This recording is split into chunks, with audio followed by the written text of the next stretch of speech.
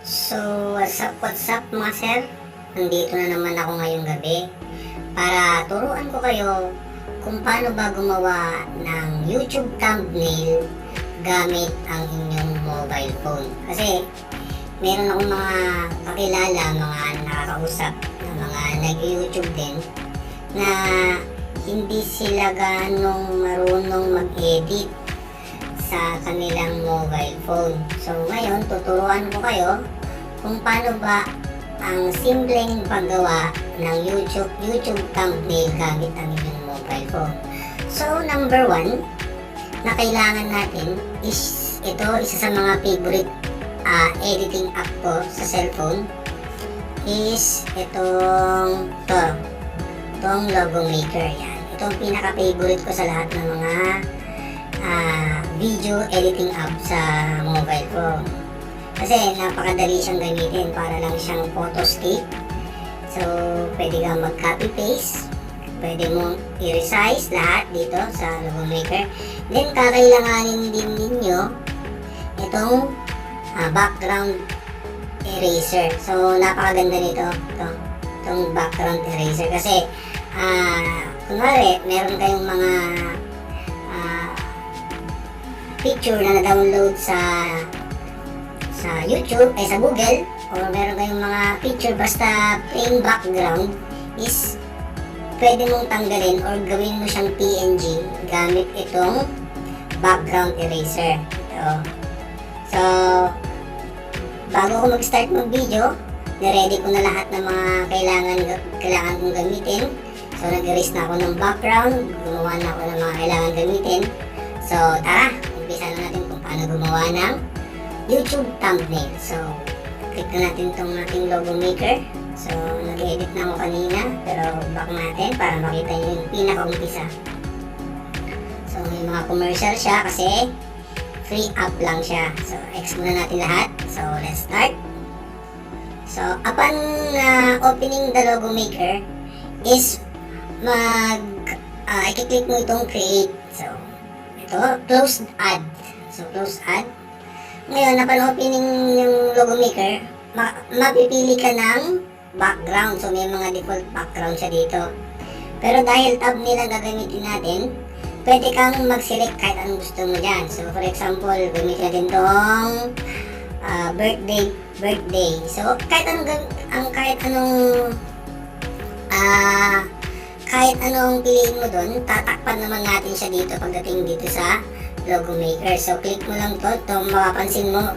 Itong Logo Maker kasi may mga pre-logo na ito, parang sa video ko kanina. So, ito, nag-update sila ngayon. Mas dumami yung mga free-to-use icon. So, kunwari, may mga gaming pan kayo, friendship, gaming na mga friends, pwede nyo gawa ng logo, nandito. So, dahil thumbnail na gagawin natin, pala tayo. Dito tayo dito sa may shape. Ito, shape. Then, click mo itong square. Then takpan mo lang yung background. So dito na tayo, mag-i-insert na tayo ng mga pictures galing sa Google and sa mga in-edit natin. So dito tayo sa logo, gallery. Then nag-download kasi ako ng gusto kong wallpaper sa Google. So nag-type lang ako ng wallpaper. So red wallpaper kasi red yung Google. So yung sa mga thumbnail, mas simple, mas maganda.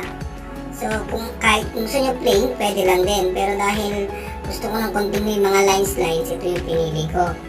Then maglagay na tayo ng title. So for example, ang gagawin natin is how to make a powerful YouTube thumbnail. So, how to make a powerful. Yan. Kasi, nalagay natin mamaya yung picture ng YouTube na na-download natin sa Google browser. So, ito, maganda pag white kasi kitang-kita. Then, lagyan natin ng dito, meron tayong shadow. So, lagyan natin ng blue shadow. So, tingnan natin kung magaganda ba siya. O, yan. So, mas kitang-kita na siya ngayon. So, pwede natin palakihin. Tapos, ilalagay na natin yung logo ng YouTube. So, dito na sa gallery, dito sa download, so ito. So, kung papansinin ninyo, parang hindi maganda tignan kasi halos parang contrast sila sa, hindi sila contrast, parang parehas sila sa kulay ng background natin. So, gumawa ako dito ng tinatawag ko na parang highlighter. So, meron ako ditong ginawa, ito, YouTube. So, add natin yan. So, ito muna, palakihin natin. Yan, then, lagay natin ito. So, masyadong malaki. Masyadong malaki. Yan. Yan. Ngayon, lagay na natin itong YouTube. So, para mas mababasa siya, di ba? So, parang nagkaroon siya ng white shadow. So, kung papansin ninyo, mas maganda na siya kung titignan ngayon kaysa kanina. So, depende sa inyo kung paano gusto nyo. Yan, okay yan. Palitin pa natin ng konti. Yan. So, yan. Yan. How to make a powerful YouTube thumbnail. So, lagyan natin ng thumbnail. Thumbnail.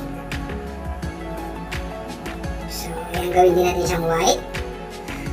White. Then, yung ating shadow is blue. So, yan. Oops. Muli na pindot natin.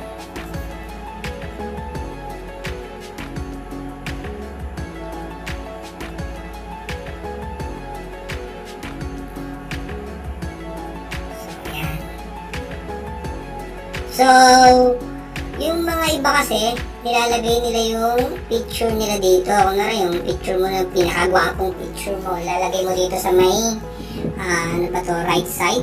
Sa may right side. Pero sa atin kasi dahil di tayo gwapo, ang ilalagay natin is yung ginawa ko na,